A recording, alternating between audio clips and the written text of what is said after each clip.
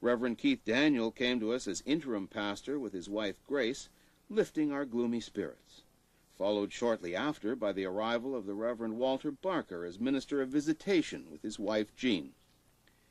First considered at the 1976 annual meeting, plans for an expansion to the building and the addition of an elevator became reality in 1978, with the actual construction getting underway. When 1979 rolled around, we not only welcomed a new minister, Reverend Dr. Richard Coffin, with his wife Jean and children Margaret and Mark, but got him right off to a running start with the opening of the new extension on our anniversary Sunday, February 18th. The ribbon was cut, evidence of the job being completed.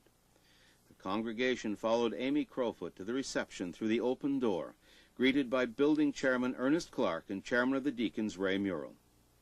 There were photographs put up along the walls, albums from the old days for the interested, and speeches given by many people. At refreshment time, a special cake was brought out, which disappeared fast. Pictures were taken of some of the most senior members, and some of the silliest.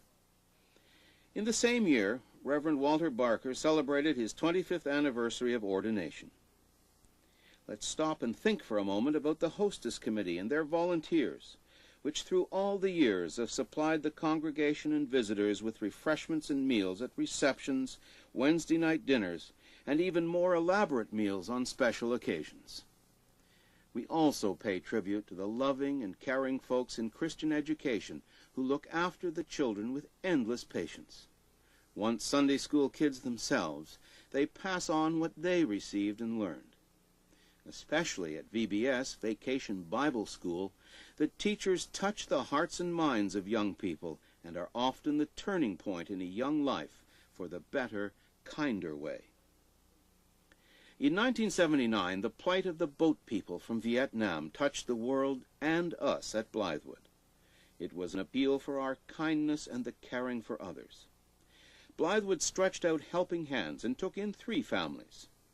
Since language was one of the obstacles, there was a lot of smiling at the get-togethers with the congregation. For the 3 teams of volunteers, it was a hectic but rewarding time, trying to get these folks accustomed to their new environment, to their new country with its unfamiliar ice and snow, and to the Canadian way of life. In July 1980, Toronto Baptists hosted the Baptist World Alliance Convention, with over 20,000 participating Baptists from 120 countries. What an event! Blythwood singers joined the choir of 500 voices at Maple Leaf Gardens. It was a week-long rally of address, reports, and music, a breathtaking kaleidoscope of national costumes from all over the world, proudly shown off by their wearers. Torontonians, not having a national costume, dressed up for the fun of it, and cameras were clicking away to capture those precious moments. A team of Blythwoodians took the occasion to decorate the church with their own BWA design under which visiting choirs sang. Visitors hung up the flag of their own country on the display. Mission groups stood assembled informing the congregation of their activities, and the visitors from various nations posed for the photographer, and our congregation posed for a final picture. For many, the convention was a lifetime experience. Other events recorded of our church life in the 80s were our senior hockey team winning against the younger Blythwood team, a church retreat to Pioneer Lodge which offered something for everybody, such as Bible studies, singing, light-hearted evenings with skits and competitions, and, well, just some relaxing time. We recorded the arrival of our 2 student ministers, Peter Holmes and Paul Stevens, here with our minister to seniors Eric Smalley, Reverend Dick Coffin, Secretary Barbara Keene, and Director of Music Walter Ivanovsky. It is always painful to say farewell to a pastor, as we did on June 23, 1985, to our dear Dick Coffin, as he became the General Secretary-Treasurer of the Canadian Baptist Federation. Fortunately, we kept Dick and his family as members at Blythwood. Keith Daniel came a second time into our midst to lead us as interim pastor until the arrival of Dr. William Wood and his wife Joan in January of 1986. Participating in Dr. Wood's induction service were Reverend Eric Smalley and Chairman of the Deacons John Irwin. Also participating in the ceremony were Bruce Neal, Bud Coe, Lois Crowfoot, Wayne Petley, and Dr. Max DeWolf. We actually had a youth choir at this occasion. Many guests attended the event beside the Blythwood crowd, such as Reverend Bruce and Barbara Neal, and Ralph and Dorothy Neal, and Stan and Heather Mantle and their children. This group shot commemorated the event.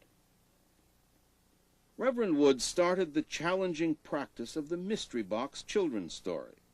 It could be called, "Take a good guess, Pastor, what's in the box?" And it needed some very fast thinking on the part of the pastor to make up a story based on whatever item some child had put in the box. To lead a large church like Blythwood takes a great deal of energy, more than Dr. Wood's doctor found advisable, and sadly, we said goodbye to Bill. God's ways are wise and wonderful, how he provides. Dr. Pierce happened to be free at that time, and we enjoyed our old, new interim pastor Lloyd and his wife Jean until the end of 1989. With the 90s, a new era began at Blythwood, the era of internationalism. Look at the husband and wife team of Reverend Dr. Ray Waldock and Laverne, who came to us in January 1990.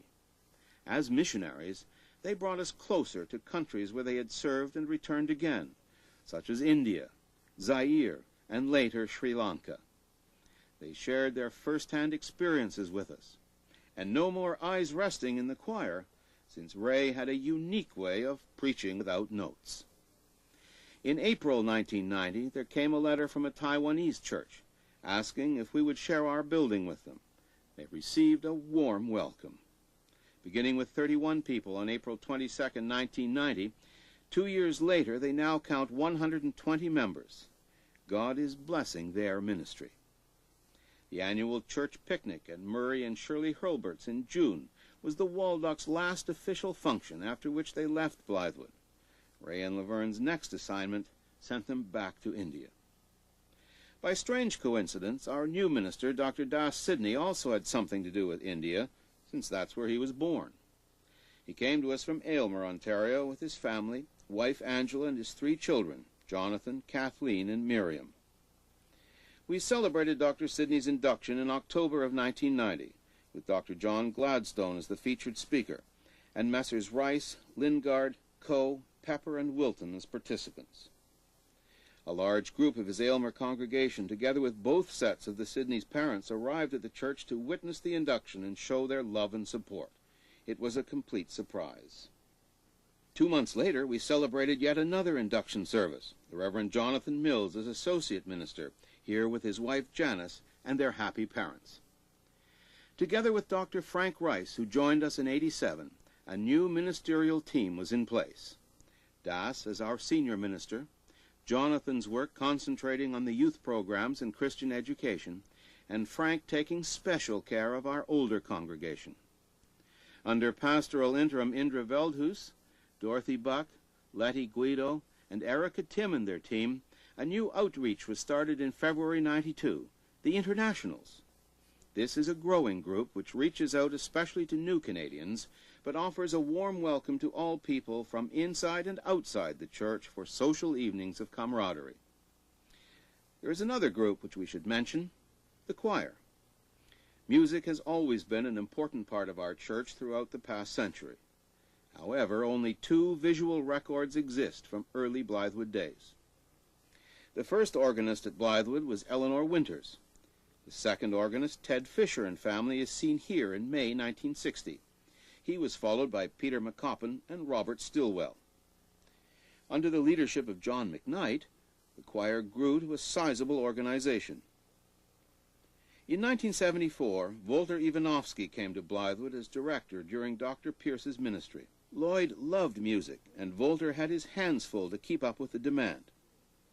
Walter, tell us about your choir and the 18 years you've been at Blythwood. My choir in the 18 years that I've been at Blythwood. Nearly 19 years. Actually, it'll be 19 years this February.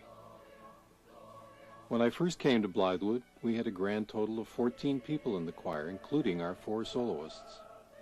And over the years, the choir has slowly but steadily grown to the point where we had nearly 55 members.